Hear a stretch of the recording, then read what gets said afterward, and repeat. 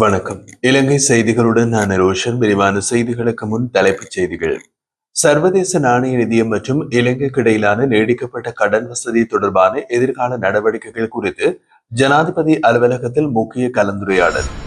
தற்போதைய ஜனாதிபதியும் அவரது கட்சியும் இன அழிப்புக்காரர்களே என்று சமூக நீதிக்கான செயற்பாட்டாளர் அருட்தந்தை சக்திவேல் கடும் விமர்சனம்.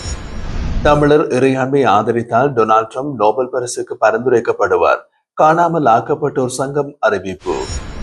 யாழ்ப்பாணம் செம்மணி பகுதியில் 2 புதைகுழிகளில் இருந்து மேலும் 7 எலும்புக்கூட்டு தொகுதிகளோடு மொத்தமாக 72 தொகுதிகள் கண்டறிவு. இனி விரிவான செய்திகள். சர்வதேச நாணய நிதியம் மற்றும் இலங்கைக்கு இடையிலான நீடிக்கப்பட்ட கடன் வசதி தொடர்பான எதிர்கால நடவடிக்கைகள் குறித்து ஜனாதிபதி அனுருகுமார திசாநாயக்க மற்றும் IMF பிரதிநிதிகளிடையே திங்கட்கிழமை ஜனாதிபதி அலுவலகத்தில் முக்கிய கலந்துரையாடல் நடைபெற்றது.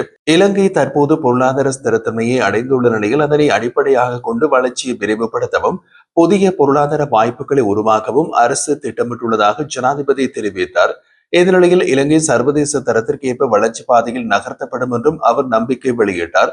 தற்போதைய பொருளாதார சவால்கள் தொடர்பாகவும் 2026ஆம் ஆண்டுக்கான வரவு செலவு திட்டத்தின் ஊடாக மக்களுக்கு தேவையான நிவாரணங்களை வழங்க வேண்டிய அவசியத்தையும் ஜனாதிபதி வலியுறுத்தினார். மேலும் முதலீட்டாளர்கள் நாட்டில் இருக்கும் வகையில் சுங்க வரிச்சலுகைகள் உள்ளிட்ட ஊக்கங்கள் வழங்கப்பட வேண்டியதையும் கலந்துரையாடலின் போது எடுத்துரைக்கப்பட்டது. மேலும் முதலீட்டாளர்களை நாட்டில் ஈர்க்கும் வகையில் சுங்க வரிச்சலுகைகள் உள்ளிட்ட ஊக்கங்கள் வழங்கப்பட வேண்டியதையும் கலந்துரையாடலின் போது எடுத்துரைக்கப்பட்டது. நாட்டின் பொருளாதார ஸ்திரத்தன்மை மற்றும் தொடர்ச்சியை உறுதி செய்ய IMF வழங்கும் ஆதரவு தொடர்ந்து கிடைக்கும் என்று ஜனாதிபதி நம்பிக்கை தெரிவித்தார். இலங்கைக்கு இதுவரை வழங்கிய ஆதரவுக்கு IMF-க்கு நன்றி தெரிவித்த ஜனாதிபதி வளர்ச்சியின் பயன்கள் மக்களுக்கு நேரடியாக சேரும் வகையில் நடவடிக்கை எடுக்கப்படும் என்றும் உறுதியளித்துள்ளார்.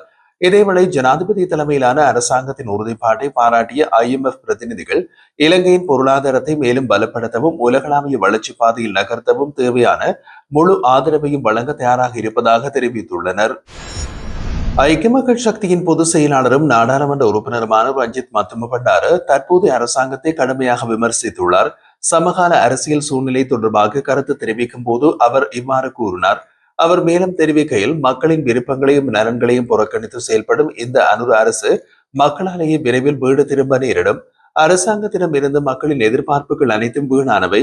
அவர்கள் தேர்தலில் கூறிய வாக்குறுதிகள் இப்போது பொய் என்று உறுதியாகிவிட்டது.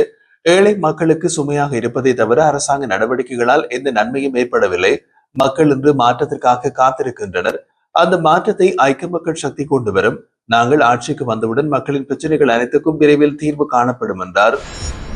மாகாண சபை தேர்தலை அடுத்த ஆண்டில் நடத்த தீர்மானிக்கப்பட்டுள்ளதாக தேர்தல்கள் ஆணைக்குழுவின் உயர் அதிகாரி ஒருவர் தெரிவித்துள்ளதாக செய்திகள் வெளியாகியுள்ளன.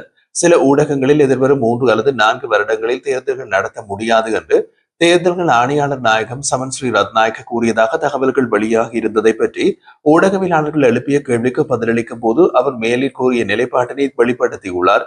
மேலும் மாகாண சபை தேர்தலை நடத்த தேர்தல்கள் ஆணைக்குழு தயாராக உள்ளது என்றும் சட்ட சிக்கல் காரணமாக தேர்தல் நடைபெற முடியாத நிலைமை இருப்பதாகவும் அந்த சிக்கல்களை நாடாளுமன்றம் வாயிலாக அரசாங்கம் தீர்க்க உறுதியளித்துள்ளதாகவும் தெரிவித்தார். இதேவேளை தேர்தல்கள் ஆணையாளர் இந்த வகையான கருத்து வெளியிட்டிருப்பார் என்று நம்ப முடியாது என்றும் அவர் இன்று காலை ஆணையாளருடன் நேரடியாக தொடர்பு கொண்டு விசாரணை மேற்கொண்டதாகவும் ஆணையாளர் தேர்தல்கள் நடத்தப்படாது என்ற கருத்தை வழங்கவில்லை என்று கூறியதாகவும் உயர் அதிகாரி தெரிவித்திருந்தார்.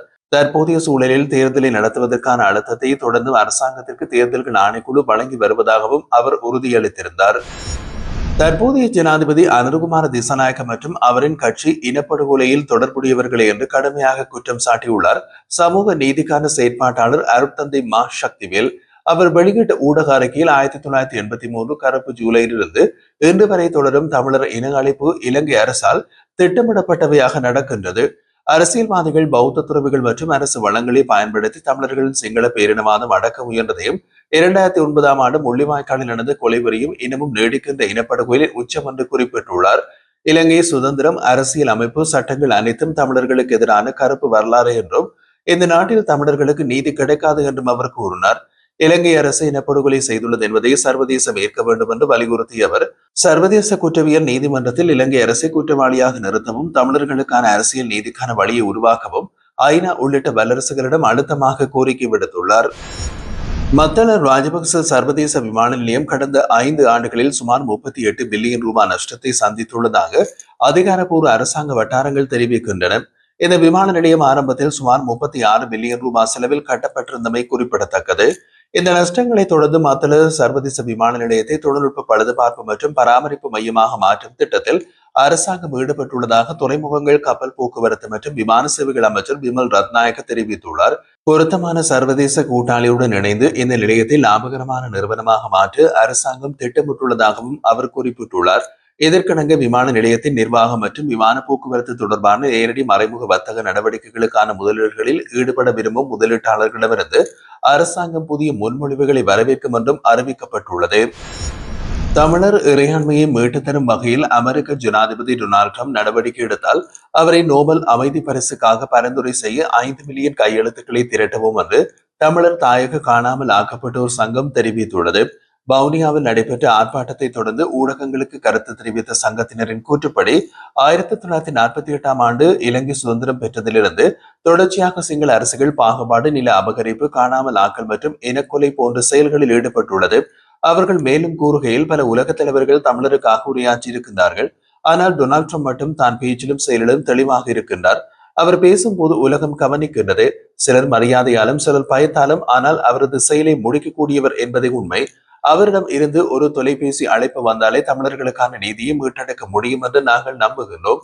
அவர் தமிழர் இறையாண்மை ஆதரித்து செயலில் ஈடுபட்டால் உலகெங்கிலும் உள்ள தமிழ் மக்களின் சார்பில் நோபல் அமைதி பரிசுக்காக அவரை பரிந்துரை செய்வதற்காக 5 மில்லியன் கையெழுத்துக்களை நாங்கள் திரட்டுவதற்கு தயாராக உள்ளோம். இந்த நிலையில் உலகம் எதிர்பார்க்காத வகையில் ட்ரம்ப் ஒரு அமைதி தூதராக மாற வேண்டும் என்று அவர்கள் தெரிவித்தனர். யாழ்ப்பாணம் செம்மணி பகுதியில் அமைந்துள்ள 2 மனித புதைகுழிகளில் இருந்து நேற்று திங்கட்கிழமை மேலும் 7 மனித எலும்புக்கூட்டு தொகுதிகள் கண்டெடுக்கப்பட்டுள்ளன. அதன் அடிப்படையில் இவை உட்பட இந்த இடத்தில் இதுவரை மொத்தமாக 72 எலும்புக்கூட்டு தொகுதிகள் வெளியாகியுள்ளது. தடயவியல் அகழ்வாய்வு தளம் இலக்கம் 1 மற்றும் தடயவியல் அகழ்வாய்வு தளம் இலக்கம் 2 என்று நீதிமன்றத்தால் அடையாளம் காணப்பட்ட இந்த 2 பகுதிகளிலும் தற்போது அகழ்வு பணிகள் தொடர்கின்றது. இந்த நிலையில் 2ஆம் கட்ட அகழ்வு பணிக்காக நீதிமன்றத்தால் 45 நாட்கள் அனுமதி வழங்கப்பட்டு அதில் முதல் 15 நாட்கள் அகழ்வு பணிகள் தொடர்ச்சியாக முன்னெடுக்கப்பட்டது. பின்னர் 10ஆம் தேதிக்கு பிறகு 11 நாட்கள் இடைநிறுத்தம் செய்யப்பட்ட நிலையில் நேற்று 16வது நாளாக அகழ்வு பணிகள் மீண்டும் ஆரம்பிக்கப்பட்டது. அகழ்வு பணிகள் இவ்வாறு மீண்டும் துவங்கிய போது 2 புதைகுழிகளில் இருந்து 7 புதிய எலும்புக்கூட்டு தொகுதிகள் கண்டறியப்பட்டன. இவை இன்று செவ்வாய்க்கிழமை முழுமையாக அகழ்ந்தெடுக்கப்படும் என்று எதிர்பார்க்கப்படுகிறது. இந்த நிலையில் இதுவரை யாழ்ப்பாண போலீசார் மேற்கொள்ளப்பட்ட மனித புதைகுழி தொடர்பான விசாரணைகள் தற்போது போலீஸ் மா அதிபரின் உத்தரவுக்கு அமைய மத்திய குற்றப்புலனாய்வு பிரிவுக்கு மாற்றம் செய்யப்பட்டுள்ளது. இதனைத் தொடர்ந்து குற்றப்புலனாய்வு திணைக்கள அதிகாரிகள் அகழ்வு இடம்பெறும் இடத்தில் நேரில் வருகை தந்து செயற்பட்டிருந்தமையும் குறிப்பிடத்தக்கது.